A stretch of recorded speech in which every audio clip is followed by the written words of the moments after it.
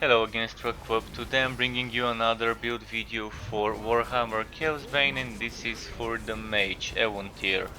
The build can be played with both a flat damage setup or a damage over time setup, and I've decided to call it Binding Fortress, due to the heroic binding light that the Morvael set uses and gives us, and to name it as Fortress due to the Fortress of Willpower passive that allows us to be a bit more tanky. So it's definitely an interesting build, and it can do Chaos 7 with ease, certain Chaos 7 content, and I'm sure Chaos 8 would be fine, but the damage would not be as meta as let's say a Dragon Tamer set. When you do damage over time, you're gonna see big initial hits of things like Binding Light, and you're gonna see good damage with the Blade of Azyre, but you won't see as much sustain when it comes to the God skill that I've included, Binding Light's damage over time, and Breath of Fire damage over time. So the recording you're seeing is me using damage over time. At the first few clips you saw me using Blade of Azyre. Here I'm using Soul Fire, but I forgot to unequip the heroic skill that comes from Blade of Azyre, and I had Blade of Azyre in another set, so it's kind of cheesing it that way.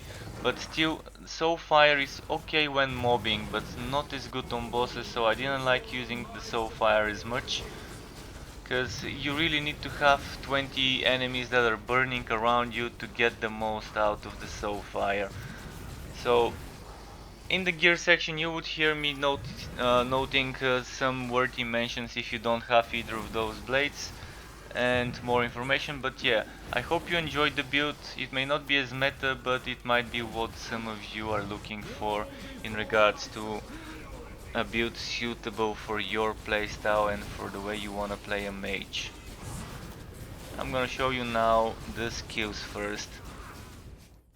The skills I've decided to take for this build are something similar to this. You can change them of course, but this is what I've used. Phantom Blade Heroic, which comes from the Blade of Azyre, and it can give you 20% damage reduction, and it's decent. Then Breath of Fire Mastered. It's a key thing to remember that even if you're using Scepter of Ice, you want this to be a fire skill. You want this to be mastered instead of heroic. So you have to equip it and then maybe equip the Scepter of Ice after you have this one, if you want to use Scepter of Ice.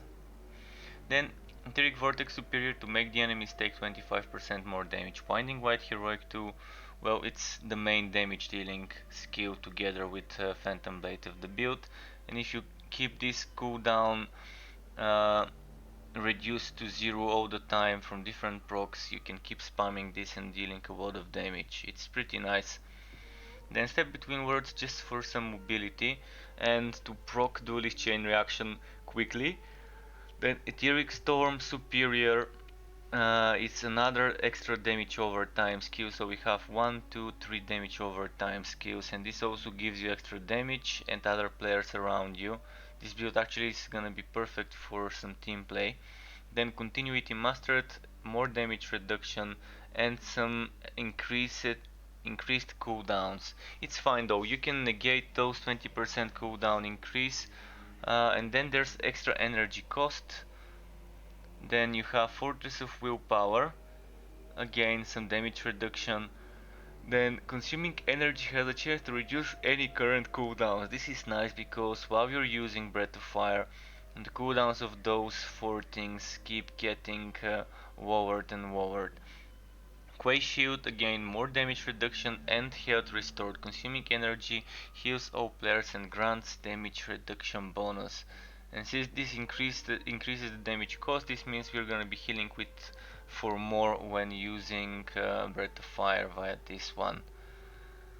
Then Hero of the Desert, a bit of everything, but the damage reduction is the main thing I want from here, but everything else is also useful. And Duelist Chain Reaction, you proc this by using those three skills. And eventually you get 400% increased crit damage.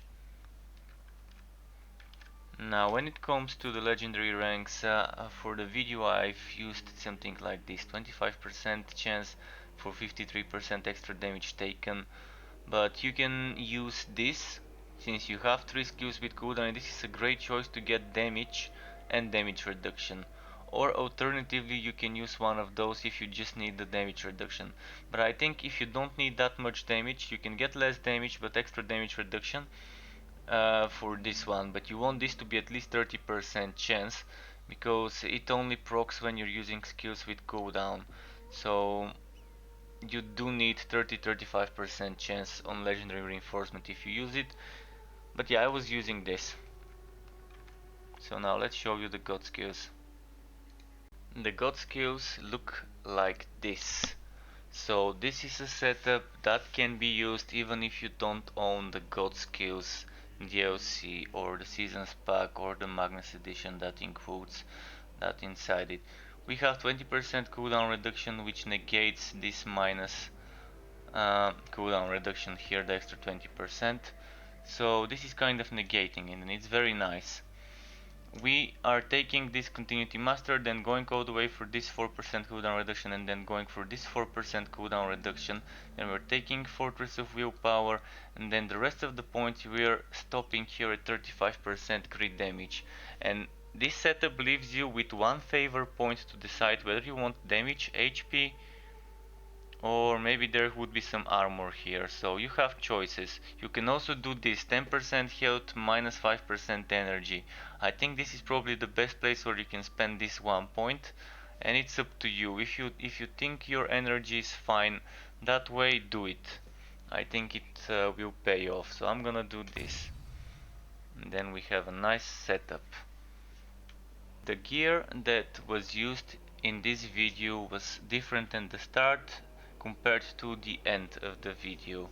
So at the start of the video I used Ring of Hotek together with the Soulfire, but I didn't like it and I thought I would change things, so I used this old Ring of Dexterity together with the Blade of Azyre, although I had prepared a different Ring of Dexterity which I unfortunately didn't equip, and I should have, because it's the one with more damage over time instead of flat damage. I'm experimenting with damage over time blessings. Yesterday I was streaming and playing this build with flat damage, and I did see better numbers of course on Phantom Blade, but I think overall this build might be better with damage over time.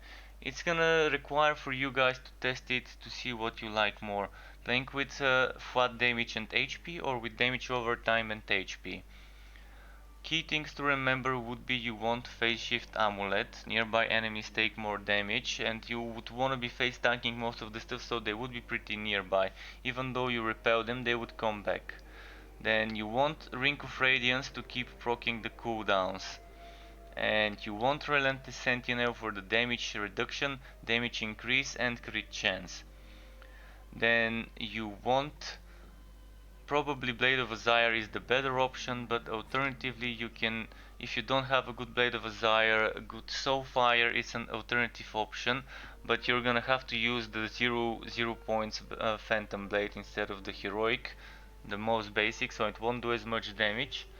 And other things that would work is, I guess the Blade of Instability is not too bad, but I would stay away from a Soul Rifter, because this build is better when you're using fire, and Soul Rifter is not fire, so just avoid that one. And when it comes to other rings that could be good, is Ring of Denial. It's not bad, extra damage reduction, but you're gonna deal less damage but extra HP. If you get a good one, it's worth it. Dragon Ring, again another good ring for damage reduction. If you get a good one, it's worth it. You should be seeing the perfect rows that you might be looking for, and I think cooldown reduction, crit chance, damage over time, HP, and maybe crit damage would be better. Flat damage is always nice if you can get something with damage over time, but you do want to prioritize cooldown reduction and crit hit chance, and preferably HP. This is for ring, amulet, and when it comes to the Relentless Sentinel, mine did not have crit hit chance, so ideally you would want something that gives you crit hit chance. So you would want cooldown reduction, crit hit chance, damage over time or flat damage, HP, and crit damage with the perfect rolls. For the gauntlets, you would want to prioritize damage over time or flat damage or both, together with HP and armor. Crit damage is very nice, but if you have to pick flat and damage over time over crit damage, pick those. They would be better. It's worth sacrificing a little bit of crit damage if needed. As you see, this one didn't have damage over time for me, so I could have had a better option, but at least it had flat damage. For the Blade of Azyre or whatever blade you have, you want things like armor piercing, cooldown reduction, crit hit chance preferably, crit damage, HP, and then you want with good priority, high priority, either flat damage or damage over time. Any would be good. Of course, damage over time would go well if you're going for damage over time. If you're going for flat damage, then try to get flat damage. Then on the helmet you want cooldown reduction, and on any piece of armor you want health and armor. Then on the chest, health and armor. Here health and armor the high priority. Here health and armor and movement speed is not bad, but this build we're not moving too much. When we're moving we're teleporting, so don't beat yourself up if you can get movement speed. When it comes to playing the build, it is not that difficult and we are pretty tanky, especially if we stack certain extra items for damage reduction like rings. You kind of go ahead, pull some enemies, then place your binding white, place your dome to make the enemies take more damage, use your god skill to give yourself a damage buff and other players, and every now and then use the teleport to help with proccing duelist chain reaction. If you keep up spamming the Breath of Fire, you would keep getting cooldown reduction for the binding light, for the teleport and for the dome, which in turn would help you keep duelist chain reaction at 4 stacks.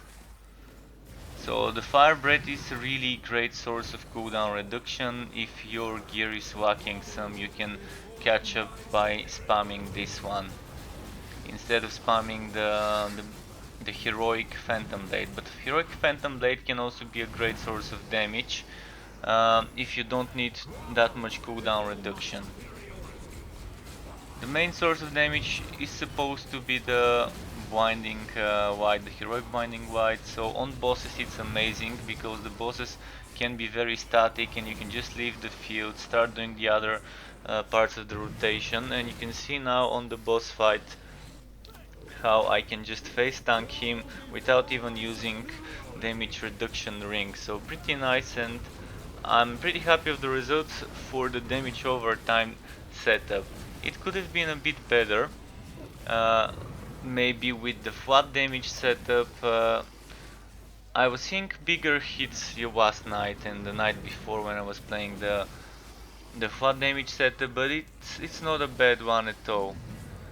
It's still not bad at all, and you can try and experiment with the damage over time if you want to, but maybe if you want to be on the safe side, just go for the flat damage, because that way if you use the weapons on other sets you don't have to keep blessing, re-blessing, etc.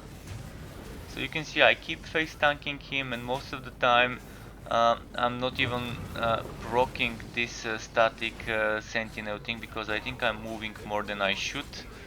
And yeah, it's a very good setup. And look at that, look at all the damage he's taking, 9, 10, 12, 11 million hits, etc. all the time, non-stop from the blinding light. Not as much as like the 30, 40, 50, 60 million we can get from a Dragon Tamer, but it's still a fun setup, and I hope you've enjoyed watching this video. Thank you for watching. If you did enjoy it, feel free to subscribe to my channel for future upgrades in regards to Warhammer, Chaosbane, Torchlight Frontiers, Wolfsen or Borderlands 3. And you can also let me know whether you liked or disliked the video by hitting the corresponding buttons and also leaving some comments below in the comment section. Keep it cool, folks. Happy 2020. Have a great year from me. And until next time. Goodbye.